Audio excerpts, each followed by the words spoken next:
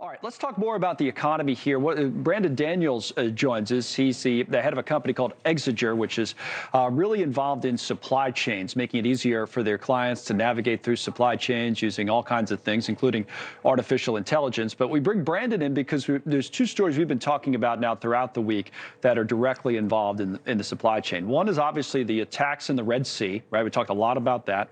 And the other, I think, is what Ali Bradley was reporting on a moment ago, the crisis along our southern border, where there had been some questions about these railroads and the like, and whether they would slow down the economy. We talk about the migrant crisis, but what about the economic impact? Let me start there, Brandon. It's good to see you, by the way, and just talk about that. And then I want to spend some time on the Red Sea, because people are wondering, is this going to mean I'm paying more for items as they get shipped? But the southern border, we don't think about it maybe enough as an economic story until we had a delay in these railroads this week. Apparently that's been resolved, but there's a lot of trade going back between the U.S. and Mexico, right?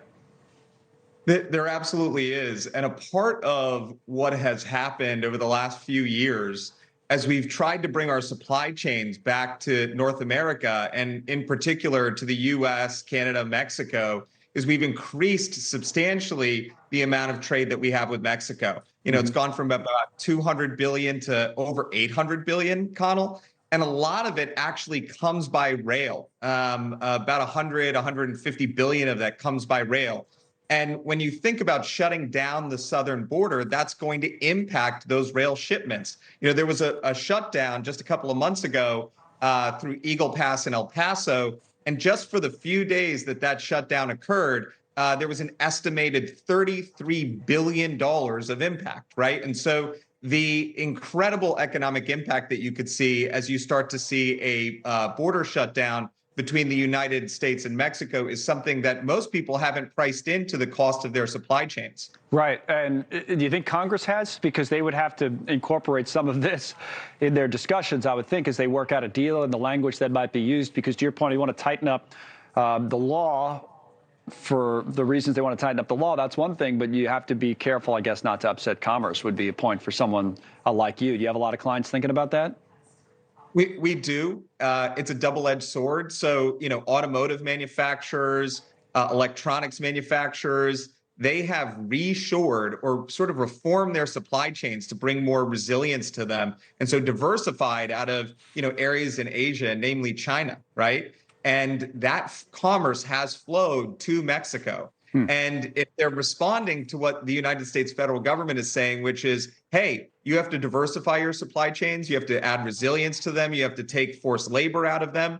And they're doing that by responding through diversification to other countries. You can't add further impediments to it. And so Congress is definitely going to have to think about this in terms of the closing of the border between the United States and Mexico. Let's shift over to the Red Sea conversation, because that's been huge this week as well. And, I'm not sure entirely. I want to get your view on this about whether too much is being made of this story economically, or whether it's potentially a huge story economically. And the reason I say that is because when, the attacks were making news, and then this coalition was formed by the United States, and oil prices started to go up. But I wouldn't say that they shot through the roof like everybody said, oh, this is going to be a huge, huge problem. The take seemed to be that it's not going to necessarily impact production, say, of oil. It'll maybe slow things down. What about other areas of commerce? How big of a deal do you think this potentially is? Connell, you're dead on. As of right now, it's a pretty localized threat from an economic perspective. If you think about the global commerce that's coming through that Red Sea, Suez Canal area, you have about 10 to 20% of global commerce and flow. Really, if this extends for a long period of time, right, that is the major crunch. Then you start to see port backups. You start to see some of the things that we saw just after the pandemic, because people are rerouting to already congested ports. And so that's really where this squeeze starts to happen. If this, rerouting with major companies like Maersk and Hapag-Lloyd continues, then you're going to have a crunch on shipping. But I don't think that the impact to global shipping or global oil is going to Right. impact Or any to like time in the near. American consumers, just people watching, they might read something, oh, it's going to cost these companies $1 million every time they have to take the long way around Africa. That's a lot of money for the companies. But for just someone watching and say, well, does that mean I'm going to have to pay more, a lot more for gas prices and that kind of thing? And I don't know if that'll be the case. Do you? I don't, I don't think so. I mean, you have 120 ships, about 1.6 million containers that have been delayed through, this rerouting.